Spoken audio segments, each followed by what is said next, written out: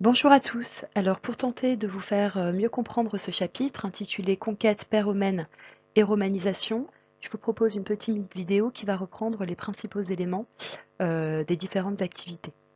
Donc dans ce chapitre, nous allons nous poser la problématique suivante.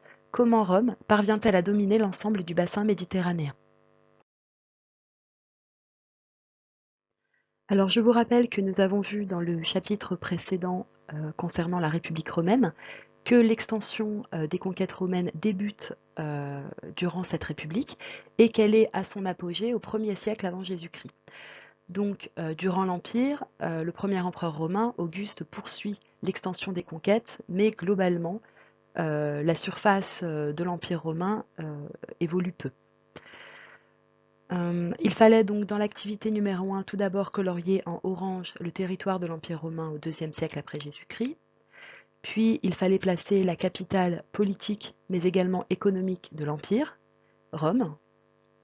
Ensuite il fallait placer les principales villes de l'Empire comme Athènes, Antioche, Alexandrie, Carthage, Lyon. Il fallait ensuite placer les provinces et les régions romaines comme la Gaule, la Grèce, l'Asie mineure, l'Égypte. Le territoire de l'Empire romain est divisé en plusieurs parties qui se nomment des provinces, et à la tête de chaque province, il y a des gouverneurs qui obéissent directement à l'empereur. Enfin, il fallait placer les peuples barbares, les Germains, les Parthes, les Arabes, les Maures. Alors, le terme barbare, pour un Romain, cela signifie non romain. En d'autres termes, pour les Romains, tous ceux qui ne sont pas romains sont des barbares. Donc ensuite, il vous est demandé que remarques-tu en observant les routes maritimes et terrestres.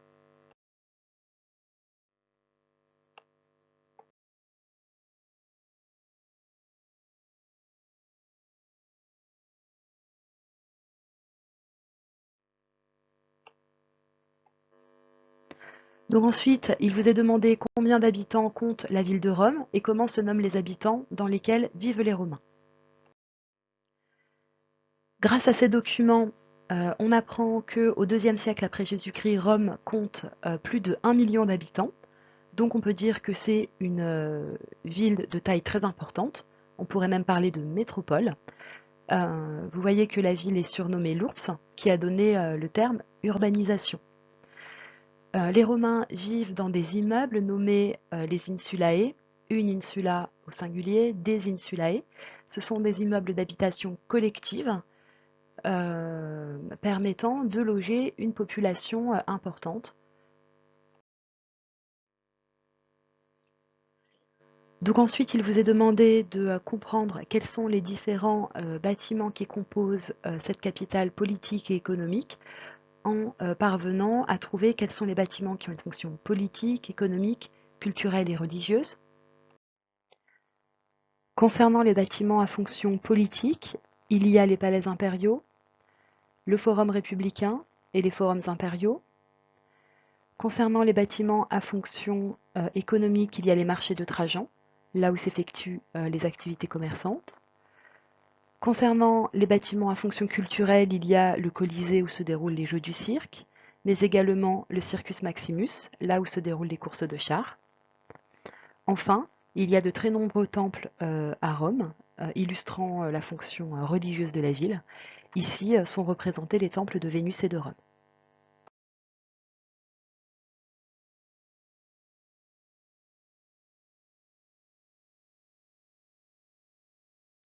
Concernant les nuisances que rencontrent les Romains, il y est dans ce document mentionné des incendies, la chute de maisons, le bruit et les incivilités. Et donc si on fait le lien avec le chapitre précédent en géographie sur les métropoles dans le monde, on remarque que les principales difficultés rencontrées par les habitants des métropoles aujourd'hui sont en fait les mêmes depuis l'Antiquité. Donc à Rome, comme dans les métropoles actuelles, il y a des incendies, des maisons qui s'effondrent, un bruit constant, des embouteillages et des incivilités. Donc cette première activité nous permet de voir tout d'abord que Rome, au IIe siècle après Jésus-Christ, est un empire vaste, c'est-à-dire grand, puissant et prospère, c'est-à-dire riche.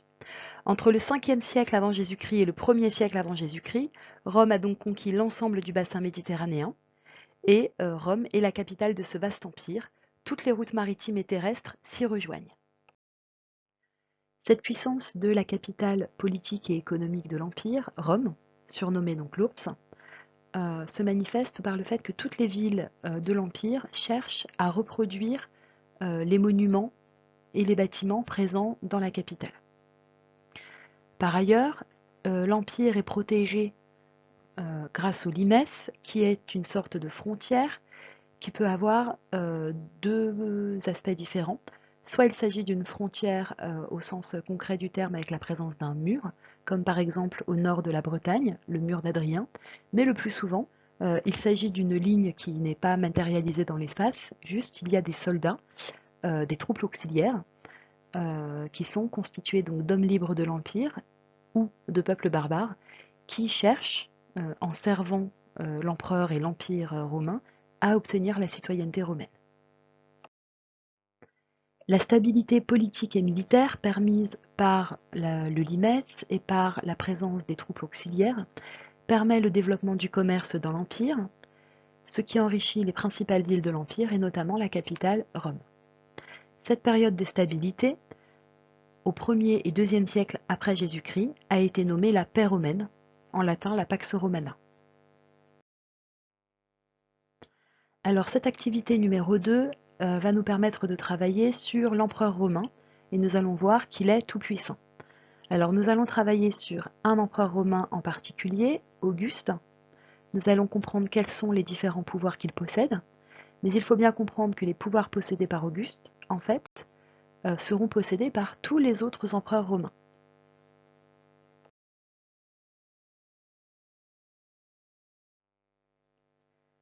Auguste est donc le premier empereur romain.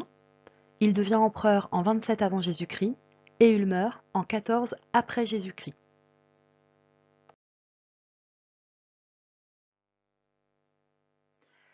Auguste possède tout d'abord un pouvoir militaire, comme l'illustrent la cuirasse et le manteau.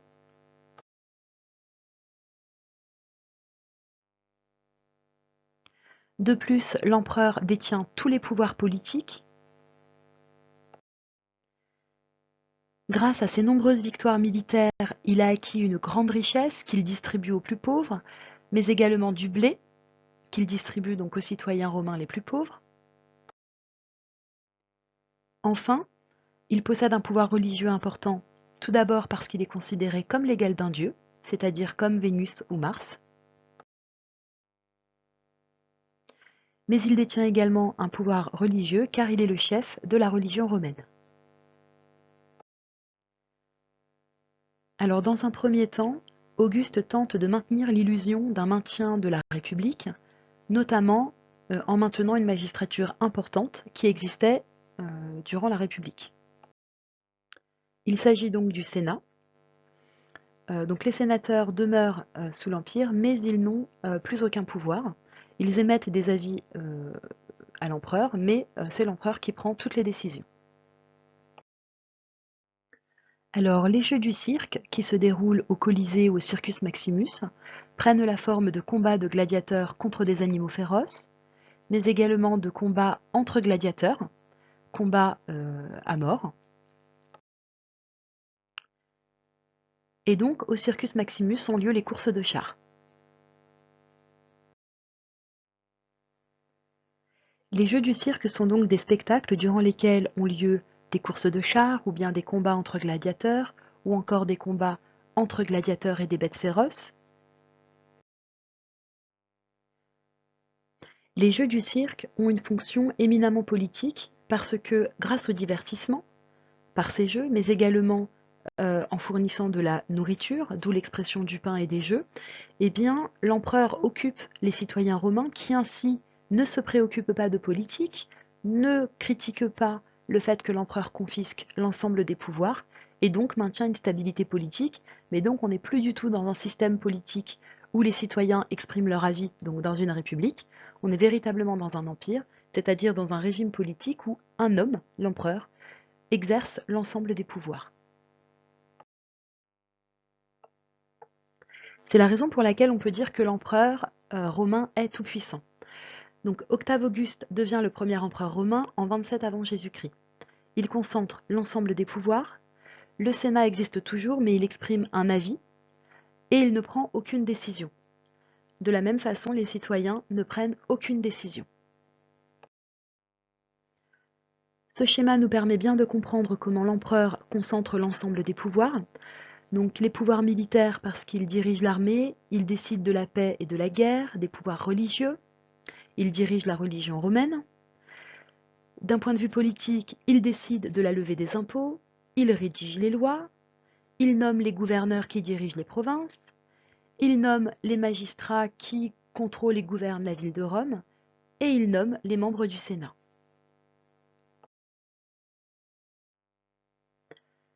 Alors, il fournit aux plus pauvres de la nourriture, des jeux, ainsi toutes les formes de révolte et d'opposition sont évitées, même s'il y a une confiscation du pouvoir par l'empereur. Cette activité numéro 3 va nous permettre de travailler sur la romanisation de l'Empire, c'est-à-dire sur la diffusion dans l'Empire du mode de vie romain et de la culture romaine, notamment par le biais de la langue et par le biais de la religion. Donc pour cela, nous allons travailler sur la ville d'Arles pour comprendre comment le modèle culturel romain s'est diffusé dans tout l'Empire. Arles est une ville romaine située au sud de la Gaule. Et si on regarde bien la carte, on observe que le sud de la Gaule a été conquis entre le 2e et le 1er siècle avant Jésus-Christ. Cela veut dire que ça fait partie des territoires conquis le plus tôt par Rome. Donc Arles est une ville située au sud de la Gaule, dans la province nommée la Narbonnaise, qui a été conquise au 1er siècle avant Jésus-Christ, c'est-à-dire relativement tôt. Aujourd'hui à Arles, il existe de nombreux vestiges qui remontent à cette période de l'Empire romain.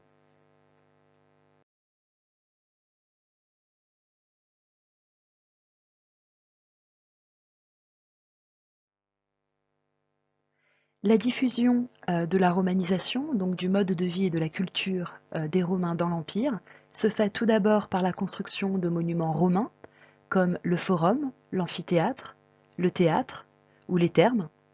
Donc tous ces monuments qui sont à l'origine présents à Rome, eh bien on les retrouve, comme nous le montre le document 1, à Arles. Par ailleurs, eh bien, le fait que les habitants de la ville d'Arles portent la toge montre bien la diffusion du mode de vie romain.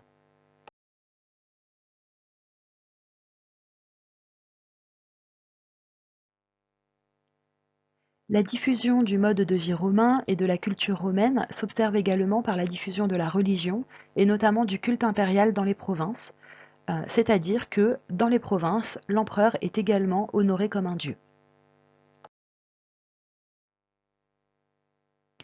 Par ailleurs, le fait que Rome soit considérée comme un modèle à suivre s'observe également par la diffusion de la citoyenneté romaine. Donc jusqu'au IIIe siècle après Jésus-Christ, il existe deux catégories d'habitants. Il y a les citoyens romains qui ont des avantages et des droits supérieurs à ceux qui ne sont pas citoyens romains, c'est-à-dire les esclaves et les hommes libres des provinces. Mais en 212 après Jésus-Christ, l'empereur Caracalla adopte un édit qui désormais fait qu'il n'existe qu'une seule catégorie d'habitants à Rome, des citoyens romains. Et donc, grâce à l'édit de Caracalla, la citoyenneté romaine se diffuse dans tout l'Empire. Il y a donc désormais un statut d'égalité entre les habitants de l'Empire. Attention, les esclaves existent toujours. Hein. Les femmes, les enfants sont également considérés comme inférieurs. D'accord ? Mais donc le fait que tous les habitants libres de l'Empire soient considérés comme des citoyens romains, cela favorise une forme d'égalité entre les habitants et donc une forme d'unité de l'Empire romain. Alors le résultat de la diffusion du mode de vie et de la culture romaine dans l'Empire s'observe bien dans ce document où on observe à la fois des éléments de culture romaine, c'est-à-dire le port de la toge, mais également des éléments de culture locale, la présence d'un sarcophage, ce qui montre bien qu'on appartient à la culture égyptienne, ou encore la présence du dieu Anubis.